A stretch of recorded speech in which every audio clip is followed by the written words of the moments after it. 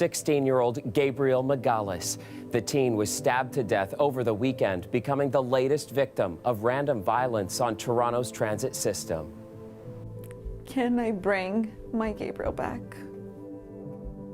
No. Is there a way I can possibly help so other moms don't go through this? If I can help one person, anybody, that's why I'm doing this. I'm doing that. I don't want his death to just be in vain. His mother is on a mission tonight, pleading for decision makers to pay attention to end the rash of violence that took her son's life. Police say Magalis was sitting on a bench in the lower level of Keele Station shortly before 9 Saturday evening when a man approached him unprovoked and stabbed him to death. A 22-year-old man has been arrested and charged with first-degree murder.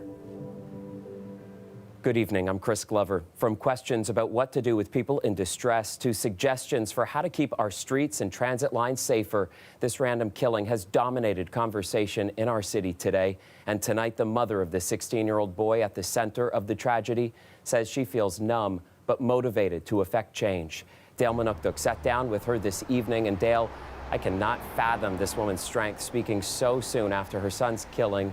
What is her message tonight? Well, Chris, Andrea Magalis is obviously going through so much pain right now, but somehow is finding the strength to fight for what she believes in. So on top of telling me about how her son was a hardworking, sweet boy with dreams of going to the University of Toronto to study astrophysics, her message tonight is that if communities, if governments support the vulnerable, then innocent people like Gabriel might still be here today.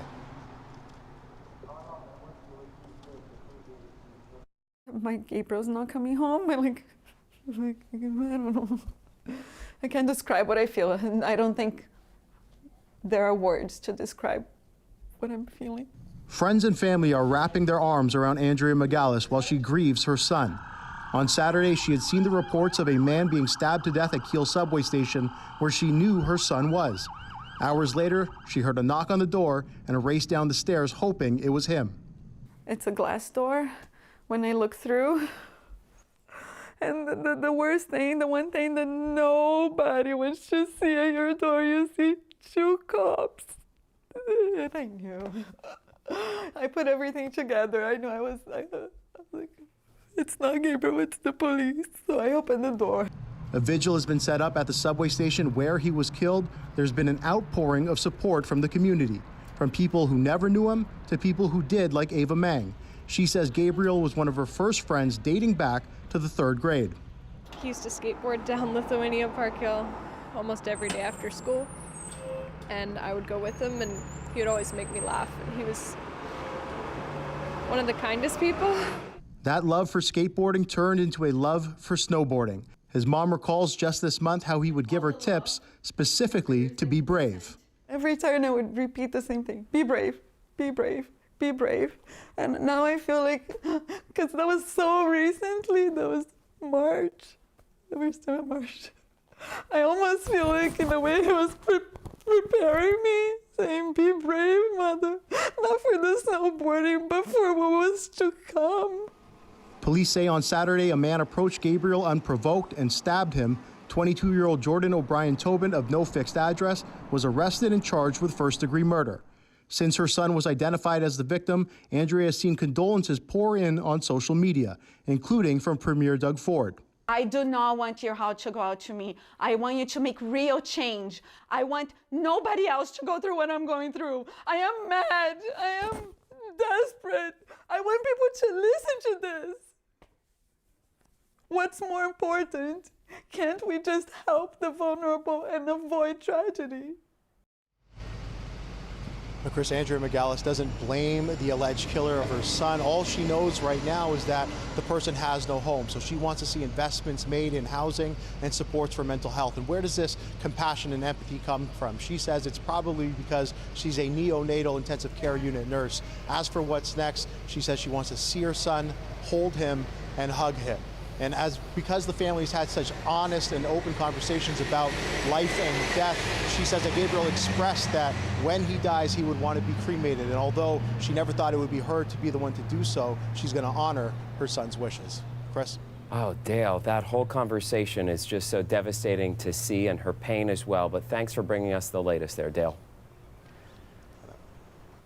Now, in the wake of this latest violence on the TTC, commuters are once again feeling uneasy about using the transit system. Talia Ricci has that part of our coverage tonight. Commuters passing by the memorial this morning say they're starting to lose hope that things will ever get better. My fiance and I actually both. She uses the High Park station out of some fear of some things that she's seen here. I myself am highly disturbed. This is tragic. I mean, it scares me, to be honest. Violence has been plaguing Toronto's transit system over the last year. Victims have been pushed onto subway tracks, swarmed, and assaulted. And in one incident last summer, a woman died after she was set on fire. The TTC says it's hired extra security guards and street outreach workers. No one wants to see these kinds of things happening on the TTC or anywhere.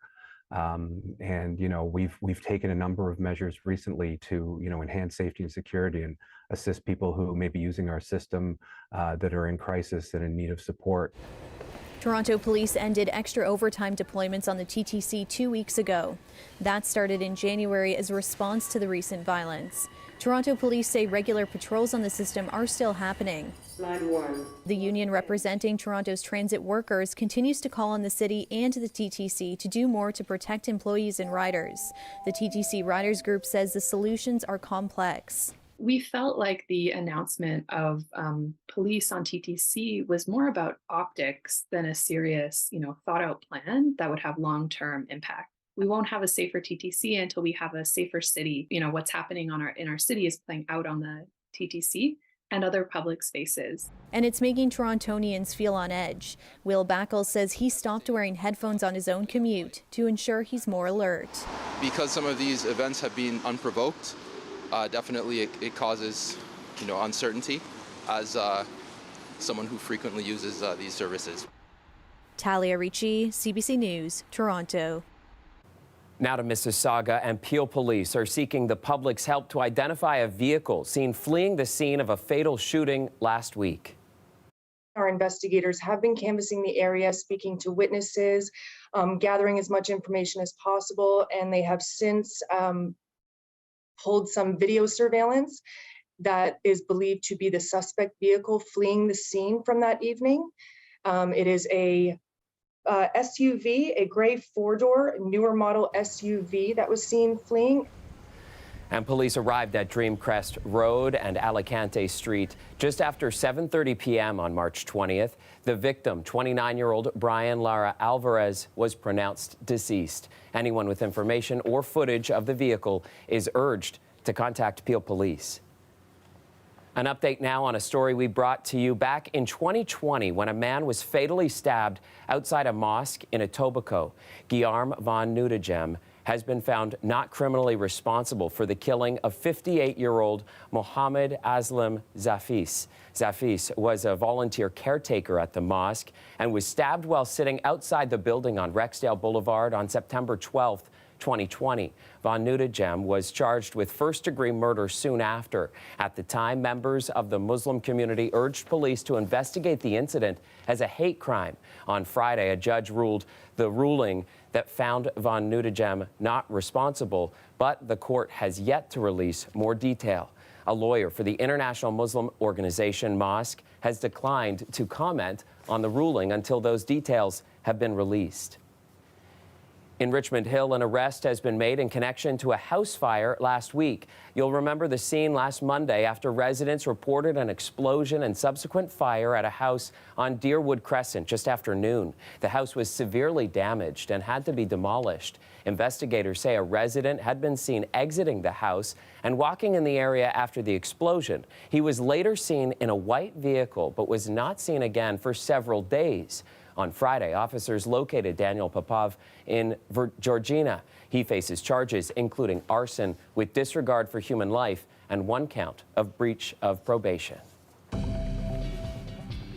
Mostly cloudy and 2 degrees, kind of a nice evening as we look live at the city's skyline. Let's get right to Colette Kennedy now with our first look at weather. And it was a bit of a gloomy day today, but Colette, tomorrow's weather seems worth the wait, I think. Yeah, that's exactly it, Chris. You know, it's going to take a bit of patience, but we'll get there. So that's how much of this week is kind of up and down, up and down. Yesterday, lovely. Today, a little gloomy. Now, tomorrow we'll get there. But that patience is that it will take past the morning hours as we'll see that clearing beginning and getting into more and more sunshine. So it improves as the day wears on quite a bit, in fact. Some of the daytime highs, about half where we were with that daytime high yesterday in Toronto. And this is just what I'm talking about. There's hardly any moisture here, but just the tiniest bit. So that means the odd sprinkle still, or with the temperatures falling overnight closer to freezing or just below, we're looking at a few wet flurries mixing in there, even that risk early tomorrow morning. You can see that especially eastern parts of the GTA. You're not going to need to worry about that. Southwestern Ontario, you get into that clearing overnight tonight. So that clearing will be coming, making its way eastward and bringing out more and more of that sunshine. Tonight, near zero for that low for us, and that northerly breeze carries on into tomorrow. But a daytime high of 7, and very important, yes, sun coming back. Oh, I can't wait to see that sun again. Thanks, Colette. Now to a small patch of pavement that is causing big problems for some Dundas West residents. The cracked and patched over stretch of sidewalk is only 2 meters long, but so far it has tripped up a handful of people, and the local business improvement area says some of them required hospital care. As Ryan Patrick Jones reports, city data shows poorly maintained sidewalks have become an increasing problem across the city. Walk through this trendy downtown neighborhood and you might not even see it. The 2 patches of asphalt hardly stand out, but they're uneven enough to cause some pedestrians to stumble. A bunch of community members, mostly elderly, somebody in a wheelchair, have been falling. According to local business owners, it's been at least 5 people who have fallen and seriously injured themselves, including 2 taken away in an ambulance. Shabar says the problem began last fall when city workers found a sinkhole underneath Dundas West near Brock Street. Workers fixed the sinkhole and repaired the sidewalk, but only temporarily. Do have a big festival coming up in June, our Due West Fest, which last year drew 500,000 people. So there's going to be people on the sidewalks leading up to then as well, and we just want to get it fixed as soon as possible. Citywide data reveals complaints from residents about sidewalks needing repairs are on the rise. In 2020, the city received 3,030 complaints. That number jumped to 3,601 in 2021 and to 4,208 in 2022. That's a 38% increase over 2 years. These local pedestrians aren't surprised by the state of the city's walkways. I almost tripped over a crack on the way here, so yeah, that's not good. Like, how about we get some repairs done? There are lots of streets and sidewalks that have problems, like a lot. The local councillor commends city workers for fast work on the Dundas West sinkhole, but says when a project is started, it needs to be finished. Pedestrians come in all shapes, sizes, and abilities and mobility needs, and we have to be very conscious to make sure that our sidewalks are fully repaired when any work has been done to make sure nobody gets hurt. Bravo says a permanent fix is expected for this patch of sidewalk when the weather warms in the coming months. Ryan Patrick Jones, CBC News, Toronto. Now to an update in an ongoing story involving a Toronto MP. The now former Liberal Han Dong is suing the network that recently broke a story about him. Global News published a story last week alleging Dong advised a senior Chinese diplomat in 2021 that Beijing should hold off on freeing Michael Kovrig and Michael Spavor, 2 Canadians who were being held in China at the time. Dong says he confirmed to Global that he had a discussion with the Chinese official, but strongly denies he advised Beijing to delay releasing the 2 Canadians. He quit the Liberal caucus over all this last week, and now he says he has retained a lawyer and plans to sue Global News.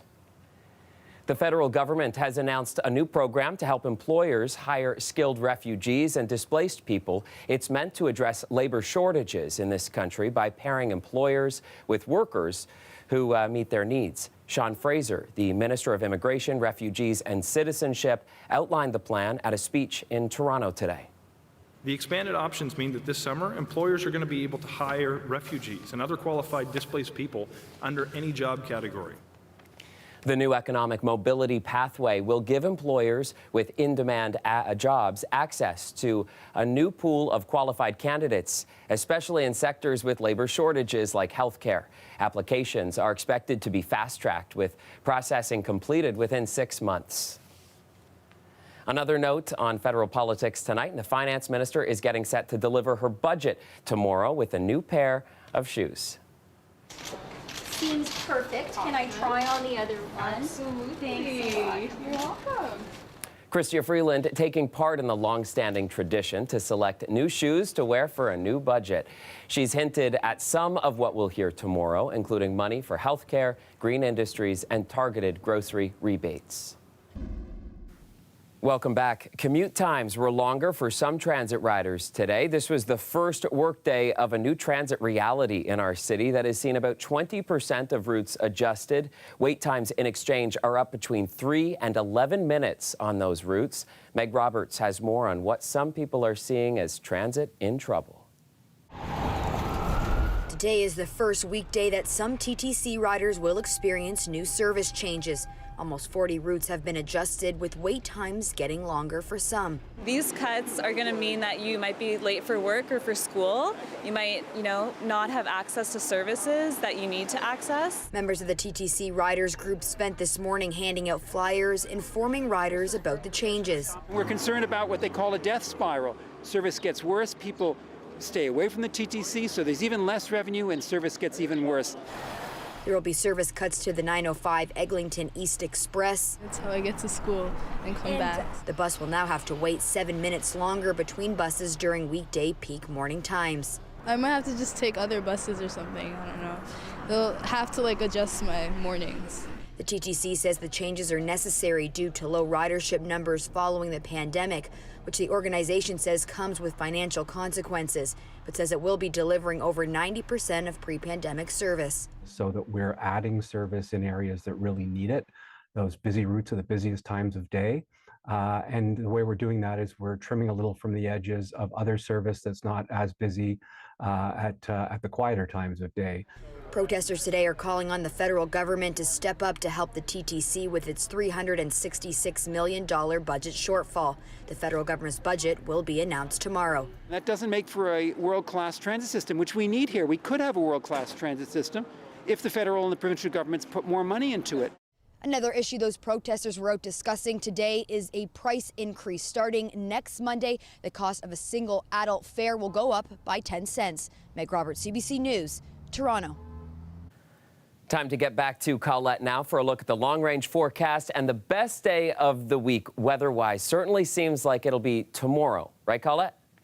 Yes, that's how it's looking, Chris. I mean, we're not going to count yesterday because, okay, that's the weekend. We're taking it from here forward. Today, obviously, a gloomier one. And as we get into tomorrow, we will see some of that clearing coming away, the sun coming back, and we get to enjoy that. And then it's a bit of up and down this week because it's sort of like every other day. We have a system that will move in. The beginning part of Wednesday looks good, but that pattern with the jet stream, it's still bringing those storms that are moving onto the west coast of the U.S., a bit of a dip or that trough through the Rockies, but then pushing them on that track right towards us, towards the Great Lakes region. And that does mean on Wednesday, second half of the day, we'll get into some mixing. I'll show you that as we walk it through here, all right, through the timeline. Now, there's a little bit of moisture in the air, enough that we have an isolated sprinkle risk still going on, and even the odd wet flurry all the way into tomorrow morning. You do see that clearing, though, beginning nicely even overnight tonight, but you'll see it tomorrow morning in southwestern Ontario, spreading towards London, the sun coming out, and we will get it to around the Golden Horseshoe and beyond, north as well. So that sun coming out, making it for a nice Tuesday, especially after the lunch hour. Then on Wednesday, the morning, now it's going to be breezy, but the morning starts out pretty pleasant. Like it's going to be a mild day on Wednesday. So it depends how you look at best day of the week, but it's got this wet weather that's going to come in the afternoon, starting as rain and then cold winds as they turn towards the northwest. And those winds are going to drive the temperature down and turn over whatever moisture's there to a dusting of light snow or flurries. So just checking out the winds. This is not for Tuesday. This is jumping ahead to Wednesday. You see that strong flow over 60 kilometers an hour first from the southwest, and then a more of a west to northwest second half of the day. So that's really a split decision day into Wednesday after a decent day, certainly tomorrow. Thursday, there we are. The sun comes back out, but look, it's going to be a cool start Thursday morning of -5.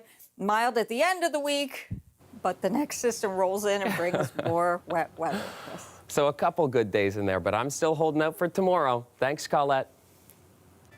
Ending with some great news tonight, the Toronto Six are officially in the history books. The professional women's hockey team captured the Isabel Cup last night, the first Canadian team to win the championship. So here is how it all unfolded.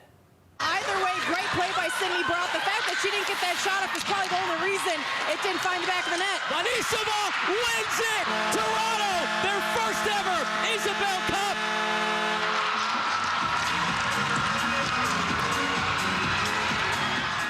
So they were pretty excited. Hey, that was the overtime winner, and it capped a thrilling final that was the first to feature 2 expansion franchises in the 8th Premier Hockey Federation season. This is Toronto's first championship in its 3-year history after reaching the semifinals in each of the previous 2 years. Toronto Six goalie Elaine Chuli took a short break from the celebrations to chat with our Marivelle Tarouk today. Here's part of that conversation. And so now you are the champions, first time for a Canadian team. Have you had a chance to process that and the impact that this group of athletes now has had in Canadian hockey history? Yeah, honestly, I haven't really processed it yet. There's been a lot going on, but I think, as I take some time to as things slow down and I get to wind down a bit, I think it'll definitely start to sink in and kind of what we were able to accomplish, and being the first team in Canada to bring the cup home. And it's good, such good visibility being on TSN, ESPN. I think a lot of people are watching, and it's great to see the growth of the game, and it just keeps improving every year. Vanisova wins it! Toronto, their first ever Isabel Cup! So fantastic and amazing to see. Congratulations to all of those fantastic athletes. And that's our show for you tonight. Marivelle Tarouk will be back with you tomorrow at 6, and I'll see you back here tomorrow at 11. Have a great night.